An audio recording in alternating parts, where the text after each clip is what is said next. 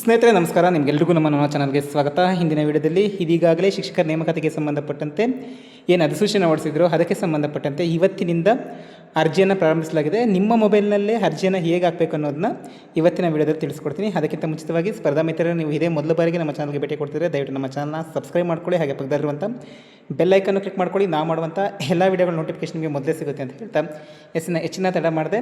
So ನಿಮ್ಮ ಮೊಬೈಲ್ನಲ್ಲೇ ಹೇಗೆ ಅಪ್ಲೈ ಮಾಡ್ಕೋಬೇಕು ಅನ್ನೋದನ್ನ ಇವತ್ತಿನ ವಿಡಿಯೋದಲ್ಲಿ ತಿಳಿಸ್ಕೊಡ್ತೀನಿ.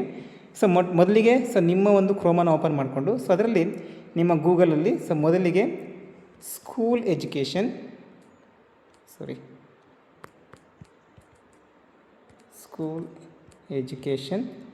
CAC ಸೆಲ್ ಅಂತ ಟೈಪ್ ಮಾಡಿ. ಬೇಕಾದ್ರೆ ಇದರ ಲಿಂಕನ್ನು ಸಹ ನಾನು ಡಿಸ್ಕ್ರಿಪ್ಷನ್ ಬಾಕ್ಸಲ್ಲಿ ಕೊಟ್ಟಿರ್ತೇನೆ, ಡೈರೆಕ್ಟ್ ಲಿಂಕನ್ನೇ ಕೊಟ್ಟಿರ್ತೀನಿ.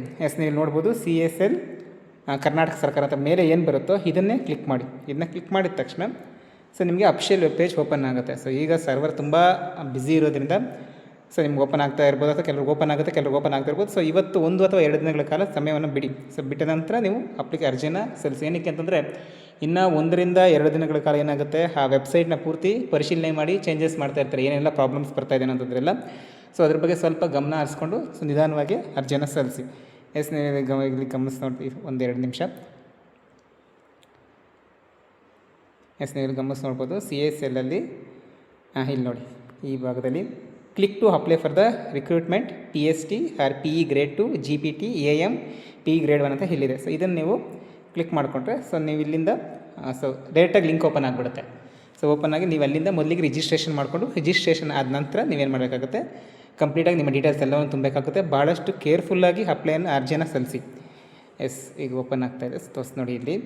ಮೊದಲನೇದಾಗಿ ನೀವು ಇಲ್ಲಿ ನಿಮ್ಮ ಒಂದು ಪಾಸ್ SSLC ಇನ್ KS EEB ಅಂತ ಇದೆ. ಮೊದಲು ನೀವು ಅಂತ ಕೊಟ್ಟು ನಿಮ್ಮ ರಿಜಿಸ್ಟರ್ ನಂಬರ್ನ ಕೇಳುತ್ತೆ. ನೋಡಿ, ಇಲ್ಲಿ ನಿಮ್ಮ ರಿಜಿಸ್ಟರ್ ನಂಬರ್ನ ಕೇಳುತ್ತೆ.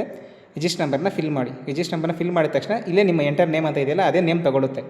ಅಲ್ಲಿ ನಿಮ್ಮ ನೇಮ್ ಸರಿಯಾಗಿದೆ ಅಂತ ಗಮನಿಸ್ಕೊಂಡಿದ್ದಾದಮೇಲೆ ನಿಮ್ಮ ಮೊಬೈಲ್ ಸಂಖ್ಯೆ ಕೊಟ್ಟು OTP ಕೊಟ್ಟು ಇಮೇಲು, ಬಳಕೆದಾರರ ಹೆಸರು ಅಂದರೆ ನಿಮ್ಮ ಹೆಸರು, ಒಂದು ಪಾಸ್ವರ್ಡು ಮತ್ತು ಪಾಸ್ವರ್ಡನ್ನ ಕನ್ಫರ್ಮ್ ಮಾಡಿಕೊಂಡು ನೀವು ಇಲ್ಲಿ ಕನ್ಫರ್ಮ್ ಮಾಡಿದ್ಮೇಲೆ ನಿಮಗೆ ಇಲ್ಲಿ ಸಬ್ಮಿಟ್ ಅಂತ ಬರುತ್ತೆ. ಸಬ್ಮಿಟ್ ಮಾಡಿದ್ರೆ ಅಲ್ಲಿಗೆ ನಿಮಗೆ ರಿಜಿಸ್ಟ್ರೇಷನ್ ಕಂಪ್ಲೀಟ್ ಆಗುತ್ತೆ. ರಿಜಿಸ್ಟ್ರೇಷನ್ ಕಂಪ್ಲೀಟ್ ಆಗಿದ್ದಾದಮೇಲೆ ನೀವೇನು ಮಾಡಬೇಕಾಗುತ್ತೆ, ಮತ್ತು ಲಾಗಿನ್ ಆಗಿ ಲಾಗಿನ್ ನೋಡಿ ಇಲ್ಲಿ ಬರುತ್ತೆ, ಇಫ್ ಆಲ್ರೆಡಿ ರಿಜಿಸ್ಟರ್ಡ್ ಲಾಗಿನ್ ಅಂತ ಬರುತ್ತಲ್ವ. ನೀವು ಲಾಗಿನ್ ಮೇಲೆ ಕ್ಲಿಕ್ ಮಾಡ್ಕೊಂಡಿದ್ದೀರಾ ಅಂತಂದರೆ ಮತ್ತು ನೀವು ಈಗೇನು ಇಲ್ಲಿ ನಿಮ್ಮ ಒಂದು ಮೊಬೈಲ್ ನಂಬರ್ ಎಲ್ಲ ಕೊಟ್ಟಿರ್ತೀರೋ ಅದಕ್ಕೆ ಸಂಬಂಧಪಟ್ಟಂತೆ ಒಂದು ಯೂಸರ್ ID ಮತ್ತು ಪಾಸ್ವರ್ಡ್ ಜನ್ರೇಟ್ ಆಗಿರುತ್ತೆ. ಅದು ನಿಮಗೆ ಮೆಸೇಜ್ ಅಥವಾ ಮೇಲಿಗೆ ಬಂದಿರುತ್ತೆ. ಎಲ್ಲಾದರೂ ಒಂದು ಕಡೆ ಬರೆದಿಟ್ಕೊಳ್ಳಿ, ನಿಮ್ಮ ಶಿಕ್ಷಕರ ನೇಮಕಾತಿಯ ಅಂತಿಮ ಪ್ರಕ್ರಿಯೆವರೆಗೂ ಅದು ಬೇಕಾಗುತ್ತೆ. ಅದನ್ನು ಎಲ್ಲರೂ ಒಂದು ಕಡೆ ಬರೆದಿಟ್ಕೊಂಡು ನೀವಿಲ್ಲಿ ಕ್ರೆಡೆನ್ಷಿಯಲ್ಸಲ್ಲಿ ನೀವು ಕೊಟ್ಟರೆ ಲಾಗಿನ್ ಆಗುತ್ತೆ. ಅಲ್ಲಿಂದ ನಿಮ್ಮ ಎಲ್ಲ ಒಂದು ಡೀಟೇಲ್ಸನ್ನು ಕೊಟ್ಟು ನೀವು ಅರ್ಜಿಯನ್ನು ಸಲ್ಲಿಸ್ಬೋದಾಗಿರುತ್ತೆ.